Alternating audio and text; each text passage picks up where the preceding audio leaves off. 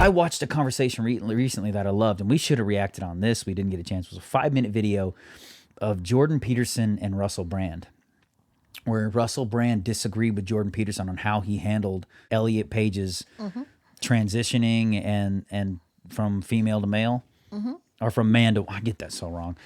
It was a 5-minute conversation about how Russell Brand disagreed with how Jordan Peterson dead named Elliot Page. I think I watched that. Yeah.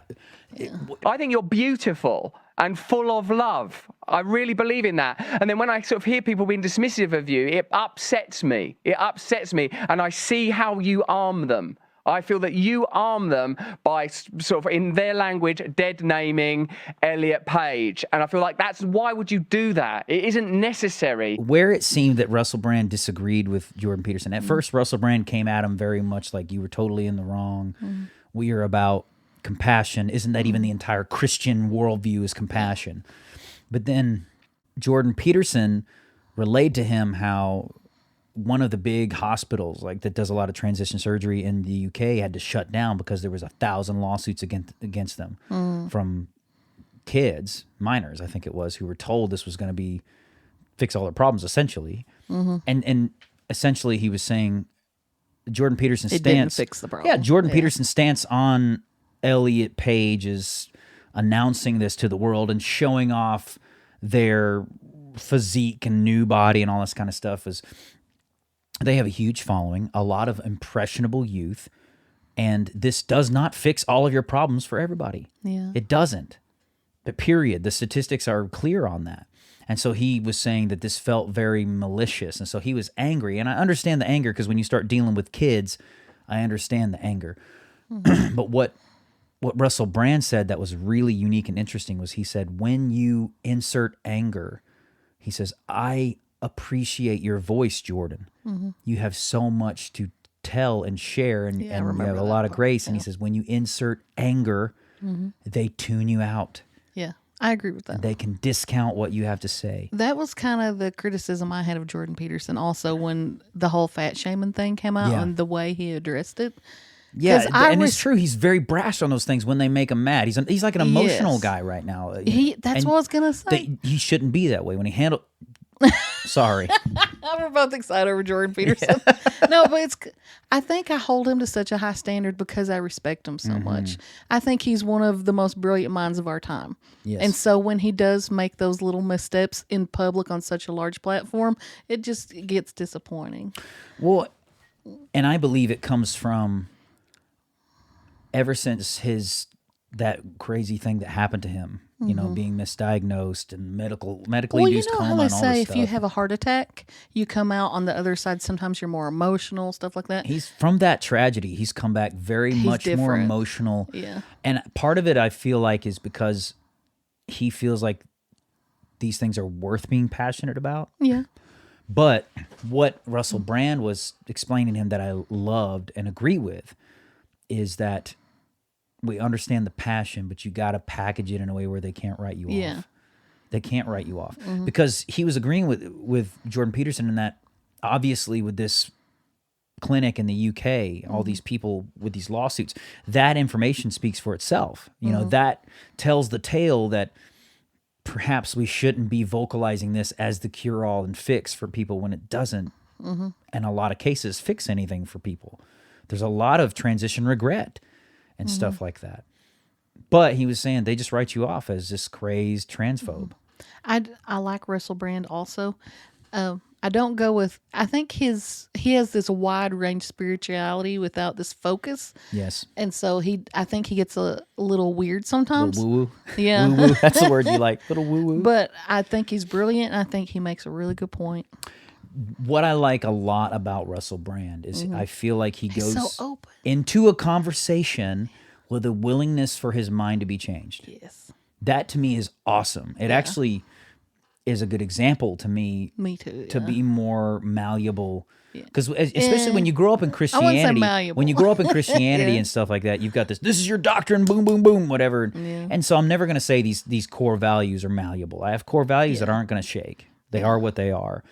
But be more malleable in some of these other conversations of how you conduct yourself, grace and truth, what that looks like, and all these kind of things. And tender with other people's life experiences. Yes, and he is one that in that conversation, I see him starting very much like, you were wrong, Jordan, like you're wrong, and when Jordan explains himself, he says, I totally see what you're saying, but here's what I don't like about how you said it. Yeah. And I feel like he made an impact on Jordan. When I watch that conversation, I see Jordan going, like it was almost like, boop, And if anybody can listen and take in something and really work it over, it's Jordan Peterson. yes, I felt like he was. I think there will be a change. Look. Yeah, I felt like Russell Brand in that conversation gave him a little gold nugget of, if you want to have the best impact, take your truth Yeah. and think about, and he is someone who's always thinking about his words. Jordan Peterson always is someone very precise in way he conducts himself.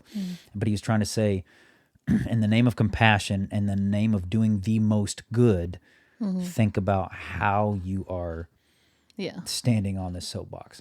How you are projecting this idea and this thought. And there's so many ways when Ellen Page, then now Elliot Page, made that post and stuff. There are ways to be like, and Russell Brand gave descriptions like, obviously they're going through something I don't understand. It's okay that I don't understand it. And they have every right to go through that and figure it out on their own. And I hope the best for them. But I don't see a lot of positive value in trying to project this as a fix-all for a lot of impressionable youth. That right there immediately is like light years more compassionate, at least seems a little bit more compassionate than the video that Jordan Peterson made. And although there was a lot of truth, every bit of it was true when he said the statistics are clear, yada, yada, yada, whatever, it was very mean, Well, I don't disagree with him, but Yeah. this is the first time I listened to Russell Brand and be like, dang, maybe Jordan Peterson was a little out of line. Maybe he could have done it better. At first, I was like, I had his back, like, heck yeah, like, you're a groupie for Jordan Peterson. Like you'll Shut it. defend him. well, I just needed that perspective. Yeah. That fresh take on it. Because, and dealing with minors, I 100% agree with Jordan Peterson. And I agree with Oh yeah. Matt Walsh and those guys like that who are like, listen, you do not be pushing this agenda on kids. They do not have their lives figured out. Yeah. They need time to process this stuff before you start cramming chemical castration meds and all this kind of stuff down their throats and saying it's the fix. Well, like, how I get about abortion stuff. Like, I get unreasonable. Yeah. Because I think you're killing babies. Like, so I get, like, heightened unreasonableness. But I remember many years ago, like, you could put, like, almost like blogs on your Facebook posts. I don't even know if you can do that anymore. It was like a separate thing attached to your Facebook. And I had made a blog post type thing about abortion and, what I thought about it and stuff like that. And I eventually took it down because I was like, I know there's people in my life that's had abortions and I don't want to, I don't want to put something in their crawl space. Like, I want to be able to show my opinion without hurting other people with it. It's easy at times for, if you voice an opinion so strong, for it just to be misconstrued as you're trying to demonize somebody. Yes. Like you don't want to hurt people. Like, it was very easy to take what he said about Elliot Page and make it sound like he was demonizing Elliot Page. How dare you use your influence to tell young impressionable youth this? Yeah.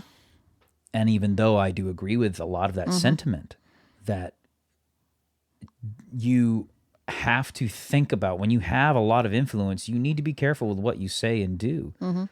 Because what if this Elliot Page leads 1,000 people to yes, transitioning is for me, and 5 of them have transition regret, but have wrecked their life forever, like irreversibly. It's not reversible. That's not true. That's not how it works. I mean, that's Elliot Page's influenced that, so he's right in that sense, but. Well, I definitely want his opinion out there, but if he's directly addressing Elliot Page, who, from my perspective, is a mentally ill person, you do have to handle them with kind of kid gloves.